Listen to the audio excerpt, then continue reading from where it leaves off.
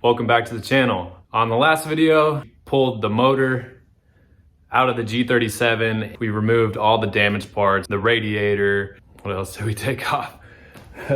We removed everything out of the car that needed to be removed for us to be able to work on the frame and rebuild the frame of this car. I was gonna rebuild it with OEM parts, and then after looking at the prices of OEM parts, I decided, well, since I'm gonna keep this car and I want it to be a drift car, I decided why not do a tube front on the car. So that's gonna be today's episode, is drilling off the wadded up body parts that are still on the car. One of the aprons has a big wrinkle in it, and we're gonna be taking that off. Basically in this episode, we're just getting the damage on the car fixed and ready to be tube fronted. Stick around.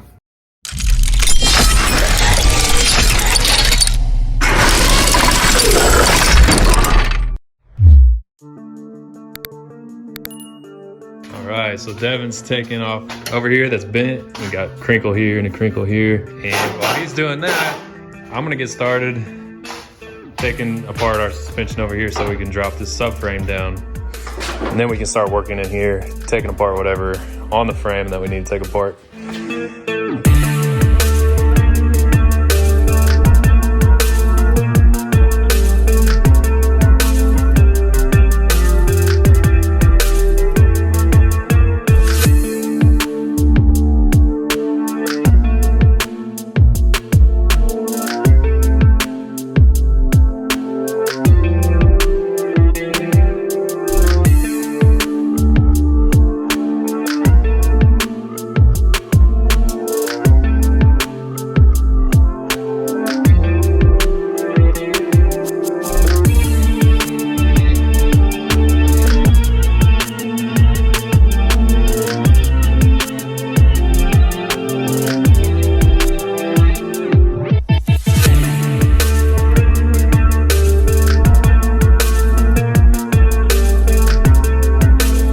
Got knuckles unbolted from the upper control arms. I got the struts unbolted. Devin did some work over here and got this body piece drilled off. Unfortunately, there's another huge wrinkle in the piece that was underneath it. So this is the drill bit that we use to drill off body panels that are tack welded together. It has a little hole saw bit right here. It will cut around the spot weld so that you can pull off your outer piece like this. You try not to go through the piece that's underneath it. It will just cut around the spot weld, and that will loosen it from the other piece underneath it. You can pick these up at like any AutoZone. Pretty sure AutoZone or O'Reilly's sells them, but there's probably gonna be a lot of stuff coming off right here. I'm gonna have to remove everything up here. And then I have measurements that I downloaded from onlymanuals.com or something like that, but I got a full PDF manual, service manual of the measurements, how everything is supposed to measure up from like this point to that point and this point to that point and all the dimensions of this area up here. So it cost me $5 to get that PDF, and I downloaded it. So now I got it on my phone, and I can just whip out my phone and check what it's supposed to be. So anyways, the subframe's about to come out. I got 1, 2, 3, 4 bolts to take off, and this thing should drop down. Then we can move it to the side and have more access to everything that we need access to. So let's get those 4 bolts off and drop this subframe out and move it out of the way.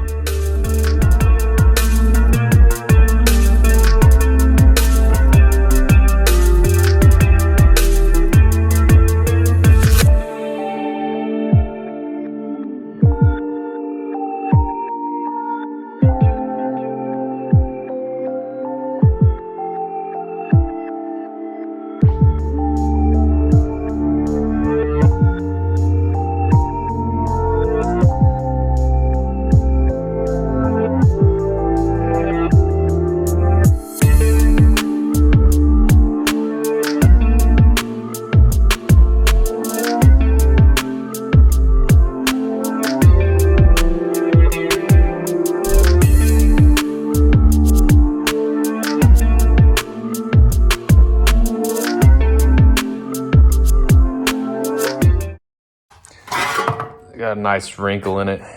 I might be able to beat that out on the table. And if I can get it straight, get those wrinkles out, I can reuse it. We put it back on, we just do we'll do plug welds in all the holes. So we might be able to reuse this piece. Might be able to reuse all of them. It would be easier just to get new parts to put on here, but you can also drill them off, straighten them up, and put them back on. Those definitely have to be replaced. So now I'm gonna get started trying to remove this piece here. I believe I'll have to remove I believe this is the ABS actuator for the anti-lock brakes, and I might have to remove the brake system, which I didn't want to do. You can't always get what you want, honey. I wanted to leave it hooked up, but I might have to take it out. I don't know. I'll go start drilling this thing off and then see if I have to take that out.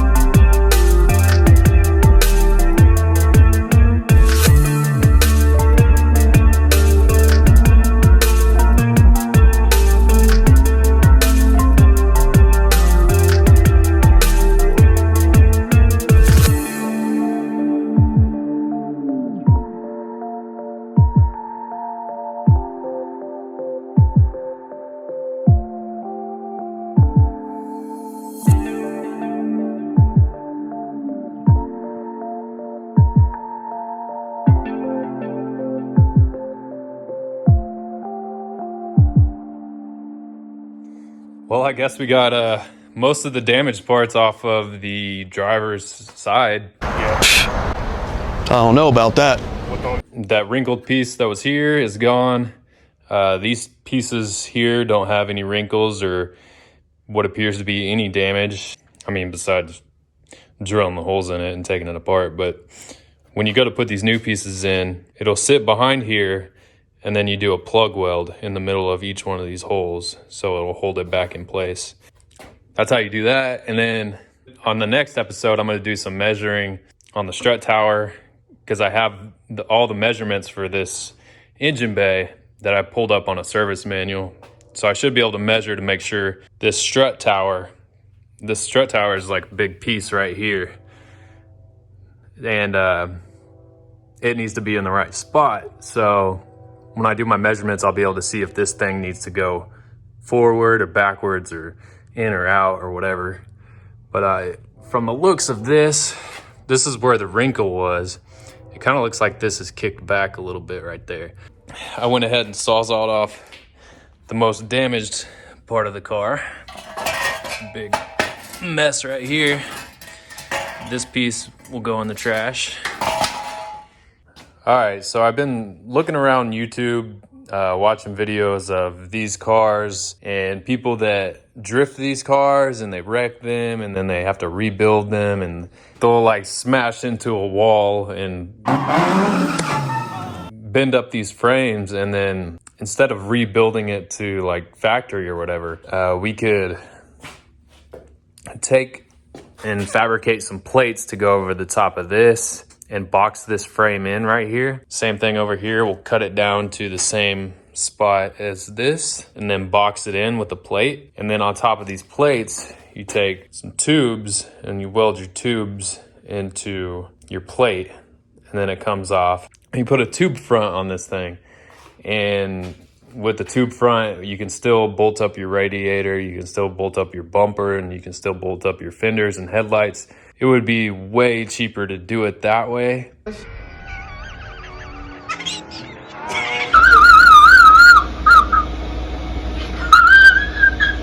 I didn't plan on flipping this car.